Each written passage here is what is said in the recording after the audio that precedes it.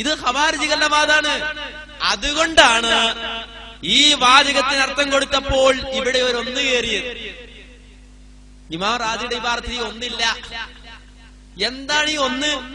ഇയാൾ എഴുതുകയാണ്. ആര്? ഇബാദത്ത് പണ്ഡിതരുടെ വീക്ഷണത്തെ എന്ന പുസ്തകത്തിൽ ഇദ്ദേഹം എഴുതുകയാണ്, ശൈഖ് മുഹമ്മദ് എഴുതുകയാണ്, അള്ളാഹുവിന്റെ കൽപ്പനകൾ ബോധപൂർവം ധിക്കരിച്ച് കുറ്റം ചെയ്താൽ മാത്രമേ ശിർക്കാവുകയുള്ളൂ. അത് റാസിയിൽ എവിടെ? അത് റാസിയുടെ വാചകത്തിൽ എവിടെ?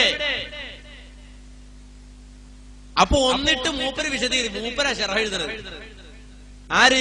കാരക്കൊന്ന് ശറഹ് എഴുതി കൊടുക്കണം. എന്തിന്?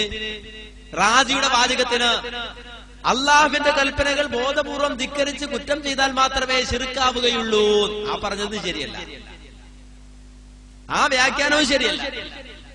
അപ്പോൾ ഈ അടിക്കുറിപ്പോടുകൂടി മാത്രമേ ഇമാം റാസിയുടെ ഈ വാചകം ആരും സ്വീകരിക്കുന്നുള്ളൂ.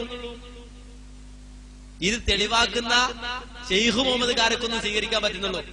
ആ പറഞ്ഞ വാചകം, റാസി പറഞ്ഞ വാചകത്തിന് അടിക്കുറിപ്പില്ല, ഈ വ്യാഖ്യാനമില്ല, നേർക്കുനേരെ പറയുന്നത് ഒരാൾ മറ്റൊരാളോട് കാര്യം കൽപ്പിച്ചു എങ്കിൽ അയാൾ ചിന്തിക്കണം, എന്ത്? ഇത് അള്ളാഹ് കൽപ്പിച്ചിട്ടുണ്ടോ? അള്ളാഹ് കൽപ്പിച്ചിട്ടില്ല എങ്കിൽ അവന്റെ കൂടെ ശൈത്താനുണ്ട്. ആ ശൈത്താനെ അനുസരിച്ചാൽ അവൻ ആരായി? മുശ്രിക്കായി. ആ ശൈത്താനെ ആരാധിച്ചു. ഇതാണ് റാസി ഇമാം പറഞ്ഞത്. ആ റാസി ഇമാം പറഞ്ഞ വാചകം അബദ്ധമാണ്, തെറ്റാണ്. ഇതാണ് ഉമർ മൗലവി പറഞ്ഞത്. എന്നാൽ ഇവിടെ അടിക്കുറിപ്പ് കൊണ്ട് പ്രശ്നം പരിഹരിക്കാൻ ശ്രമിച്ച കാരക്കുന്ന് അവിടെ എന്തെടുത്തറിയോ? CD-യിൽ ഇപ്പൊ അടിക്കുറിപ്പ് 1 എന്ന് പറഞ്ഞ അടിക്കുറിപ്പ് കാണിക്കാൻ പറ്റില്ലല്ലോ. അപ്പൊ മൂപ്പര് വേറൊരു നമ്പരാ. എന്ത്? ഇത് ഉമർ മൗലവിക്ക് അറിയാം, ഉമർ മൗലവി ഈ വിവരം അറിയാം, റാസി പറഞ്ഞത് അറിയാം. റാസി പറഞ്ഞത് ഉമർ മൗലവിക്ക് അറിയാം എന്ന് പറയുന്നത് വേറൊരു തട്ടിപ്പിന്റെ ഭാഗമാണ്. അതെന്താണെന്നറിയോ? ആദ്യം ഇവർ ഈ വാർത്ത മുന്നിൽ വെച്ചത് റാസി പറഞ്ഞിട്ടുണ്ട്, എന്ത്? അള്ളയല്ലാത്തവരെ അനുസരിച്ചാൽ, അഥവാ പിശാചിനെ അനുസരിച്ചാൽ അത് ഇബാദത്താണ് എന്ന് റാസി പറഞ്ഞിട്ടുണ്ട്. ആദ്യം ജമാഅത്തുകാർ അത് പറയണം. ഉമർ മൗലവി പരിശോധിച്ചു. ഏത് പരിശോധിച്ചു? റാസി പരിശോധിച്ചു. അപ്പോ ജമാഅത്തുകാർ പറയുന്ന പോലെ ഉണ്ട്.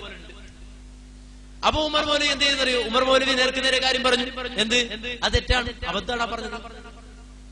അതിനുശേഷമാണ് സൂറത്തുൽ ബയ്യിനയുടെ ശറഹ് വിശദീകരണം റാസിയിൽ നിന്ന് കൊച്ചിയിലുള്ള ഒരു പണ്ഡിതൻ ഉമർ മൗലവിക്ക് കാണിച്ചു കൊടുക്കുന്നത്. അത് കണ്ടപ്പോ ഉമർ മൗലവി പറഞ്ഞു, എടോ, യാസീന്റെ വ്യാഖ്യാനത്തിൽ റാസി സൂറത്തുൽ ബയ്യിനയിൽ അതിന്റെ യഥാർത്ഥമായ വിശദീകരണം റാസി ഇമാം പറഞ്ഞിട്ടുണ്ട്. ഇയാൾ നേരെ തരതിരിച്ചു, സംഭവം നേരെ തിരിച്ചു വെച്ചു. അപ്പൊ എന്തായി? ആദ്യം റാസി അങ്ങനെ പറഞ്ഞിട്ടില്ല, റാസി തെറ്റാണ്, വിവാദത്തിനനുസരിച്ച് അർത്ഥം പറയാൻ പാടില്ല എന്നാണ് റാസി ഇമാം പറഞ്ഞത് എന്ന് ഉമർ മൗലവി പറഞ്ഞു. പിന്നെ പറയണം ഉമർ മൗലവി അല്ലാത്തവരെ അനുസരിച്ച ശിർക്കാന്ന് പറയണ്ട, അത് അബദ്ധാണ്. ആണോ? അപ്പൊ അത് വൈരുദ്ധ്യായില്ലേ? സംഭവം നേരെ തിരിഞ്ഞുള്ളത്. ആദ്യം ഉമർ മൗലവിയുടെ ജമാഅത്തുകാരാ പറയണത് റാസി ഇബാറത്തിൽ പഠിപ്പിക്കുന്നുണ്ട്, അള്ളയല്ലാത്തവരെ ആരാധിച്ചാല് അള്ളയല്ലാത്തവരെ അനുസരിച്ചാൽ അത് ശിർക്കാണ്, ഇബ്ലീസിന്റെ ശൈത്താൻ അനുസരിച്ചാൽ ശിർക്കാന്ന് റാസിയിലുണ്ട്. അതിനുശേഷമാണ് ഉമർ മൗലവി റാസിയിലെ ബയ്യിനയിലെ ഇബാറത്ത് കാണുന്നത്. അതിപ്പോ റാസി ഇമാം പറഞ്ഞു, കണ്ടു, ഇമാം റാസിയുടെ അഭിപ്രായമായത് സ്വീകരിക്കാൻ പറ്റില്ല, സൂറത്തു യാസീനിലെ വ്യാഖ്യാനം സ്വീകരിക്കാൻ പറ്റില്ല, കാര്യം അദ്ദേഹം തിരുത്തിയിട്ടുണ്ട്. അവിടെ ഉമർ മൗലവി അല്ലാഹു സുബ്ഹാനഹു വ തആല അവന്റെ ഒരു കാവൽ, ആ കാവല് ഉമർ മൗലവിയുടെ വാചകത്തിലുണ്ട്. എന്താ വാചകം അറിയോ? ആ വാചകം അറിയോ? എന്ത്? ഇമാം റാസി, ആ റാസിയാണ് ഇത് ഈ വ്യാഖ്യാനം എഴുതിയത് എന്ന് പറയാൻ കഴിയില്ല.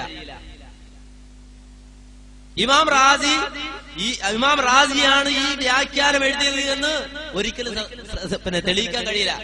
കാര്യം ഈ യാസീന്റെ വ്യാഖ്യാനത്തിൽ തന്നെ റാസി ഇമാമിന് വേണ്ടി ദുആ ചെയ്യുന്നുണ്ട്, റാസി ഇമാമിന് വേണ്ടി പ്രാർത്ഥിക്കുന്നുണ്ട്, റാസി ഇമാമിന് വേണ്ടി ദുആ ചെയ്യുന്നുണ്ട്. ആര്? റാസി ഇമാം തന്നെ റാസി ഇമാമിന് വേണ്ടി ദുആ ചെയ്യണം. അദ്ദേഹത്തിന് അള്ളാഹു പുറത്തു കൊടുക്കട്ടെ. ആർക്ക്? റാസി ഇമാമിന്. അപ്പോ റാസി ഇമാം ഉസ്താലിക്ക് വേണ്ടി ദുആ ചെയ്തിട്ടുണ്ട്. ഇതിന്റെ വിശദീകരണത്തിൽ പറയുന്നുണ്ട്, റാസി ഇമാം ഉസ്താലിക്ക് വേണ്ടിയിട്ട് പ്രാർത്ഥിക്കുന്നതായി കേട്ടിട്ടുണ്ട്. അപ്പോ റാസി ഇമാം തന്നെ റാസി ഇമാം ഉസ്താലിക്ക് വേണ്ടി പ്രാർത്ഥിക്കുന്നു എന്ന് പറയുമോ ഈ തഫ്സീറിൽ? അപ്പൊ പല രൂപത്തിലും വ്യക്തമായി നമുക്ക് ബോധ്യപ്പെടും ഈ യാസീന്റെ ശറഹ് റാസി ഇമാം എഴുതിയതല്ല. റാസി ഇമാമിന്റെ വാചകമല്ല എന്ന് പറഞ്ഞാൽ തന്നെ വളരെ വ്യക്തമായി നമുക്ക് റാസി ഇമാമിൽ നിന്ന് വന്നതല്ല എന്ന് ബോധ്യപ്പെടുന്നുവെങ്കിൽ സൂറത്തുൽ ബയ്യനയുടെ വ്യാഖ്യാനം ആ വ്യാഖ്യാനം റാസി ഇമാം എഴുതിയതാണ് എന്ന് ബോധ്യപ്പെടുകയും ചെയ്യുന്നുണ്ട്. അപ്പൊ യഥാർത്ഥ വ്യാഖ്യാനം റാസി ഇമാം എഴുതി. പക്ഷെ യാസീനിൽ അതിന്റെ വ്യാഖ്യാനം റാസി ഇമാം എഴുതിയതാണ് എന്ന് ഗണ്ഡിതമായി തെളിയിക്കാൻ സാധ്യമല്ല. റാസി ഇമാം എഴുതിയതാണെന്ന് തെളിയിക്കുക സാധ്യമല്ല. പിന്നെ ആരാ എഴുതിയത്? പിന്നെ ആരെഴുതി? ആരൊരാൾ എഴുതി. ആരാ എഴുതിയത്? ആരൊരാൾ എഴുതി. ആരൊരാൾ എഴുതി. ഇതാണ് വളരെ വ്യക്തമായി മനസ്സിലാക്കാൻ കഴിയുന്നത്. ഇനി റാസി ഇമാം തന്നെ എഴുതിയതാണെന്ന് വെക്കുക. റാസി ഇമാം തന്നെ എഴുതിയതാണ് എന്ന് സങ്കല്പിക്കുക. അങ്ങനെ സങ്കല്പിച്ചുകൊണ്ട് സ്വീകരിച്ചാലും ജമാഅത്തെ ഇസ്ലാമി ഇത് സ്വീകരിക്കോ? ജമാഅത്തെ ഇസ്ലാമിക്ക് ഇത് സ്വീകരിക്കാൻ പറ്റുമോ? ഇല്ല. എന്തുകൊണ്ട് സ്വീകരിക്കാൻ പറ്റില്ല? ശൈഖ് തന്നെ തുറന്നുകൊണ്ട് വിശദീകരിക്കുന്ന നിങ്ങൾ കേൾക്കുക.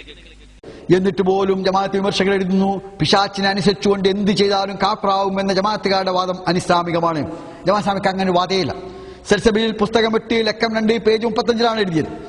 പിശാച്ചിനെ അനുസരിച്ചുകൊണ്ട് എന്ത് ചെയ്താലും കാഫറാവും എന്ന് ജമാഅത്തുകാരുടെ വാദം അനിസ്ലാമികമാണ്. ജമാഅത്ത് ഇസ്ലാമിക്കാർക്ക് അങ്ങനെ വാദമില്ല. അള്ളാഹുവിനെ ബോധപൂർവം ധിക്കരിച്ചുകൊണ്ട് പിശാച്ചിനെ അനുസരിക്കുമ്പോഴാണ് ശിർക്കായി മാറുക. മൂപ്പര് റാജിയുടെ വാചകം വായിക്കാൻ പോണ്. റാജിയുടെ വാചകം വായിക്കാൻ പോണെന്ത്? അള്ളാഹു കൽപ്പിക്കാത്തൊരു കാര്യം ചെയ്താൽ, അള്ളാഹുവിന്റെ അനുവാദം ഇല്ലാത്തൊരു കാര്യം ചെയ്താൽ അത് ശിർക്കാകും എന്ന് ജമാഅത്ത് ഇസ്ലാമിക്കാര് വാദിക്കുന്നു എന്ന് ഉമർമൗലവി പറഞ്ഞു. അങ്ങനെ ജമാഅത്ത് ഇസ്ലാമിക്ക് വാദമില്ല. അള്ളാഹുവിനെ ധിക്കരിക്കുന്ന ഒരു കാര്യം അല്ലെങ്കിൽ അള്ളാഹു കൽപ്പിക്കാത്തൊരു കാര്യം ഒരാൾ ചെയ്താൽ ശിർക്കാകുമെന്ന വാദം അത് ജമാഅത്ത് ഇസ്ലാമിക്ക് ഇല്ല എന്ന് മൂപ്പര് പറയാം അഡ്വാൻസ് ആയിട്ട്. ഇത് അടിക്കുറിപ്പാ പറയുന്നത്. അടിക്കുറിപ്പാണിത്. ഏത് അടിക്കുറിപ്പ്? പുസ്തകത്തിന്റെ അടിക്കുറിപ്പ്. കാസറ്റിന്റെ അടിക്കുറിപ്പ് എഴുതാൻ പറ്റില്ലല്ലോ. അപ്പൊ ഉമർ മൗലവി അങ്ങനെ പറയുന്നൊരു വാചകമാണ്. ഉമർ മൗലവി അങ്ങനെ പറയുന്നുണ്ട്. എന്നാൽ അത് ശരിയല്ലോ, ജമാഅത്ത് ഇസ്ലാമിക്ക് അങ്ങനെ വാദമില്ല പറയാ. എന്നിട്ട് അദ്ദേഹം റാസിയുടെ വാചകം വായിക്കാണ്. എന്നിട്ട് പിന്നെ അദ്ദേഹം അള്ളാന്റെ കൽപ്പനയില്ലാത്ത ഒരു കാര്യം അത് ഒരാൾ വന്ന് പറഞ്ഞാൽ അയാൾ അനുസരിച്ചാൽ പിശാചിനെ ആരാധിച്ചു എന്ന് പറയുന്ന ആ വാചകം അത് തന്നെ ഉദ്ധരിക്കുക. അപ്പൊ എന്താ അർത്ഥം? അള്ളയില്ലാത്തവരെ അള്ളാന്റെ കൽപ്പനയില്ലാത്തൊരു കാര്യത്തിൽ അള്ളയില്ലാത്തവരെ അനുസരിച്ചാൽ അവൻ ആരാകും? മുശ്രിക്കാവും. കള്ളു കുടിച്ചാൽ മുശ്രിക്കാവും, വ്യഭിചരിച്ചാൽ